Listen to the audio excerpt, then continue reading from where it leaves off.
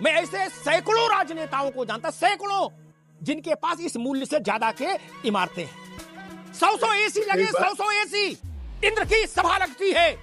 अरे पशु पक्षी भी विदेशी हैं। 2.5 लाख का तोता, उसको मकाऊ बोलते, क्या बोलते पकाऊ। 7.5 लाख रुपया का चश्मा, आपकी कमाई का कोई साधन नहीं। और आप कपड़ा रोज 3 बार बदल रहे हो, नींबू काट पहन रहे हो, कहां से आता है पैसा? काम कोई है नहीं, धंधा कोई है नहीं, बायोडेटा में लिखा समाज सेवा, और फॉर्च्यूनर में चल रहे हो झमाझम, 4 गाड़ी आगे 4 पीछे। कोई कह रहा है राष्ट्रवाद लाएंगे, कोई कह रहा है जी समाजवाद लाएंगे, कोई कह रहा है जी कांग्रेस लाएंगे, क्या? और 250 ग्राम की चेन डाले गले में। ऐसे कैसे? जैसे आदमी अल्टो नहीं खरीद सकता, स्कूटर मोटरसाइकिल नहीं ले सकता भारत का आम आदमी, वैसे आप लोग जहाज में चल रहे हो, निजी जहाजों है, ज्ञान बांट रहे हो कि गरीब के लिए वो रात भर जग रहे हैं, छत पे टहल रहे हैं। हमने आप लोगों के घरों में कप प्लेट देखे, पूछो ये कटोरी कहां से आई, बोले ये इटली से आई, बोले ये बोले पेरिस से आया गिलास। गरीब के लिए रो रहे हो? ये तमाशा नहीं किया करो भाई, इतना तो मत किया करो। लोग सुनते होंगे टीवी पर, इस पर तो क्या कहते होंगे? जहर खाने का मन करता होगा गरीब आदमी का। उसके गरीब की गरीबी के साथ मजाक मत करिए। ये टीवी वाले भाई पिक्चर चालू करो बे। इस देश में हमको गुलाम बनाने के लिए जिन स्थानों को तोड़ा गया कि हमारी आत्मा पर भी नियंत्रण हो जाए, उन स्थानों का पुनरुद्धार नहीं होगा तो किस जगह का पुनरुद्धार होगा? आपकी कोठी में पैसा लगे तो जायज, और बाबा विश्वनाथ के कॉरिडोर बने तो ना जायज। जितना पैसा लगा है ना, बुरा मत मानना। मैं ऐसे सैकड़ों राजनेताओं को जानता, सैकड़ों, जिनके पास इस मूल्य से ज्यादा के इमारतें हैं, जितना कॉरिडोर में लगा है कुल। राव साहब गलत तो नहीं कह रहा? 100 एसी लगे, 100 एसी, इंद्र की सभा लगती है। अरे पशु पक्षी भी विदेशी हैं। 2.5 लाख का तोता, उसको मकाऊ बोलते, क्या बोलते पकाऊ। हाँ, एक नेता थे, बोले ये पकाऊ लाए, मकाऊ बताए, बोले मैंने कितने का लाए, बोले भैया 2.5 लाख का लाए। वो भी कह रहे थे मैं गरीब के लिए रात भर जगता हूं। मैंने कहा फिर मकाऊ को कब खिलाते हो जब गरीब के लिए रो रहे हो? 7.5 लाख रुपया का चश्मा। बाबा विश्वनाथ पर सवाल उठाओगे? सिखों ने कभी यह सवाल नहीं उठाया कि गोल्डन टेम्पल का कोई आर्थिक मूल्य क्या है, वेटिकन सिटी में पोप की सत्ता क्यों चलती, सवाल ईसाई नहीं उठाते। मक्का और मदीना पर सवाल नहीं उठता। काशी विश्वनाथ पर सवाल उठाने की हिमाकत कैसे हो सकती है? अयोध्या पर सवाल उठाने की हिमाकत कैसे हो सकती है? जब राजनीति नहीं थी, जब पार्टियां नहीं थी, जब नेता नहीं थे, तब इस देश को किसने एक रखा मेरे मित्र? हम लोग तो बाद में आए हैं नेतागिरी करने के लिए। हजारों साल की गुलामी के बाद भी अगर तुलसी चौरा बचा रहा, उसमें दीपक बाती होती रही, अगर सत्यनारायण की कथा बची रही, अगर बजरंगबली का मंदिर बना रहा, अगर राम सीता विवाह हो की यादें बनी रही हमारे जहन में, तो यही मठ मंदिर थे जिन्होंने भारत की आत्मा को जीवित रखा। शासक कोई रहा हो, शक आए, हूड़ आए, मुगल आए, कहां कहां के अलबन बलबन सब आ गए, क्या कर लिए? काल के गाल में समा गए। केवल हम जिंदा रहे। कुछ बात है कि हस्ती मिटती नहीं हमारी। क्या बात, ये बात है। ये देश बिना परम शक्ति के नहीं रह सकता। उसको प्रतीक चाहिए, उसको आराध्य चाहिए। लोग अपने बाप की उसमें नहीं जाते। बाप गांव रहे तो लड़का नहीं जाता सालों साल। इनमें कुछ तो ताकत होगी। लोहिया जी ने कभी कहा था, विक्रम राव साहब ज्यादा बेहतर जानते होंगे, लोकसभा में एक बहस में उन्होंने कहा था, कृष्ण का उल्लेख करते हुए, कपीश भाई सुन लीजिएगा, उन्होंने कहा था कि 5000 साल से ज्यादा हो गए, नासा कहता है, कृष्ण को इस अवस्था अवतरित हुए। उनका जो है वो है एग्जिस्टेंस जिस वक्त रहा होगा। बोले 5000 साल से आज तक जिस आदमी का जन्मदिन मन रहा है, वो आदमी कितना बुलंद होगा, खुद ही सोच लो। भगवान ना मानो तो भी आदमी बाप का जन्मदिन नहीं मना रहा, बाबा का याद नहीं। ये छोटी शक्तियां हैं क्या? ये भारत की प्राण शक्ति है, प्राण वायु है। ये अवरुद्ध नहीं हो सकती। मुगल नहीं कर पाए, शक नहीं कर पाए, हूण नहीं कर पाए, तो बाकी कोई क्या करे? बात तो सही है। आपकी कमाई का कोई साधन नहीं, और आप कपड़ा रोज 3 बार बदल रहे हो, नींबू काट पहन रहे हो, कहां से आता है पैसा? काम कोई है नहीं, धंधा कोई है नहीं, बायोडेटा में लिखा समाज सेवा, और फॉर्च्यूनर में चल रहे हो झमाझम, चार गाड़ी आगे 4 पीछे, कोई कह रहा राष्ट्रवाद लाएंगे, कोई कह रहा जी समाजवाद लाएंगे, कोई कह रहा जी कांग्रेस लाएंगे, क्या? और 250 ग्राम की चेन डाले गले में।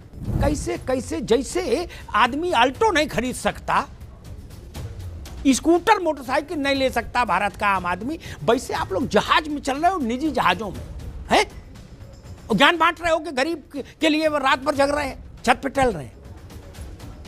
हमने आप लोगों के घरों में कप प्लेट देके पूछो ये कटोरी कहां से आई, बोले ये इटली से आई, बोले ये बोले पेरिस से आया गिलास।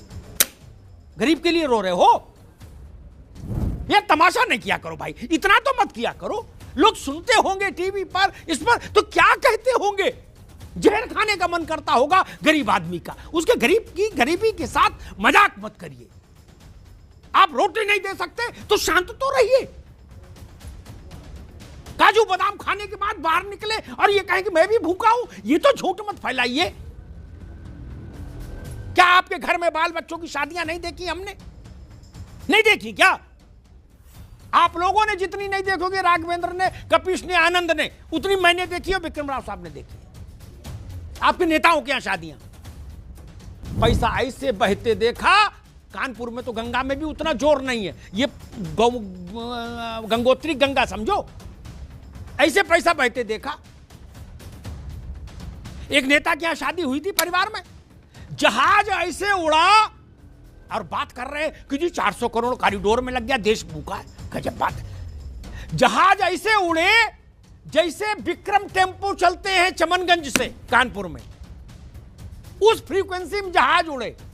विक्रम राव साहब ने कह दिया मुझे पान खाना है, बोले जहाज ले जाओ पान खा के। कपिल श्रीवास्तव ने 2 मिनट बाद बोला, हम बोले हमको भी खाना, बोले इनके दूसरे विमान से ले जाओ।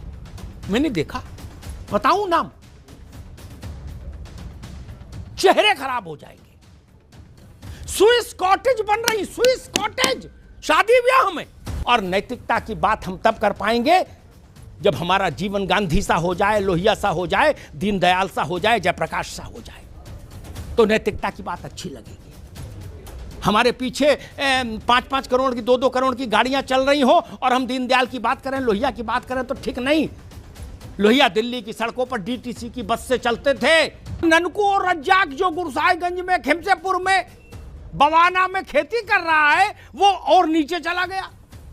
कभी सोचा नहीं कि हम भी इसी की तरह से आए थे? हमने राजनीति पकड़ी तो नींबू काट कलब का कुर्ता पजामा, सफेद जूता, सफेद मोजा, 4-6 फॉर्च्यूनर, आगे पीछे 250 ग्राम की चेन, 10 अंगूठी, लक लक लक लक हो रहा।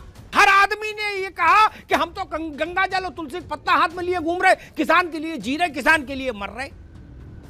अरे 75 साल से सब लोग किसान के लिए मर रहे थे, तो किसान क्यों मर रहा था फिर? अगर 75 साल से आप सब लोग किसान के लिए ही जी रहे थे और मर रहे थे, इतने संकल्पबद्ध थे, तो बांदा में किसान बबूल के पेड़ से फांसी लगा कैसे मर गया फिर? मैंने 25 साल पार्लियामेंट कवर की, 25 साल, चौथाई शताब्दी। एक बार मैं पार्लियामेंट एडजर्न हुई तो मैं बाहर आके गेट नंबर 1 पे खड़ा हो गया। ओंकार जी क्या, तो गाड़ियां बुलाते हैं लोग अपनी अपनी, हैं नेता लोग। मुझे ऐसा लगा कि वर्ल्ड ऑटो एक्सपो में आ गया मैं। क्या समाज सेवा और कृषि कार्य करने वाले नेता जब निकले तो ऐसी ऐसी गाड़ियां थी, ओए हाय हाय। क्या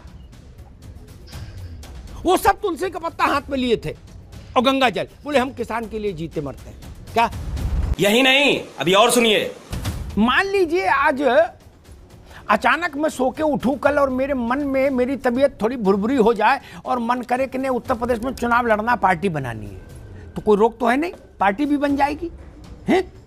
और मैं उत्तर प्रदेश के एक किसी भी बड़े दैनिक अखबार में एक पूरे पेज का विज्ञापन दे दूं ताकि पूरा प्रदेश पढ़ ले। मैं नाम नहीं लूंगा अखबार का, मान लीजिए है, अपनी फोटो के साथ, कि भाई हमें जिताओ, हमारी पार्टी को, हर परिवार को, गरीब हो अमीर हो, 4 पहिया गाड़ी मिलेगी और 5000 रुपया डीजल डलवाने के लिए महीने में, उसमें डीजल डलवाओ, पान खा के टहलो। मान लीजिए घोषणा कर दूं, कौन सा कानून मुझे रोकेगा? और ईश्वर की कृपा रहेगी और बम्पर जीत जाऊं, सरकार बना लूं, तो कौन सा कानून मुझे इस बात के लिए बाध्य करेगा कि कार दो? यानी टोटल ब्लफ करके मैं सरकार में आ जाऊं और टोटल ब्लफ करके निकल जाऊं, कोई कानून मेरे ऊपर आयत नहीं। जनतंत्र का मतलब यही कि जनता मालिक है और जनता के नियंत्रण में पार्टियां चलें। आज तक नीति आयोग की रिपोर्ट हमको बता रही है, आज तक बिहार में 52% लोग गरीब हैं।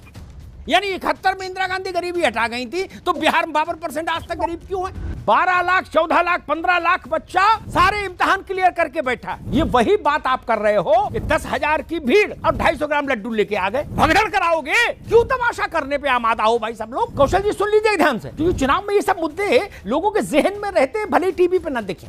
और जिनने उनको पर्चा बनाने के लिए चुना, उन अधिकारियों को भी जेल भेजो।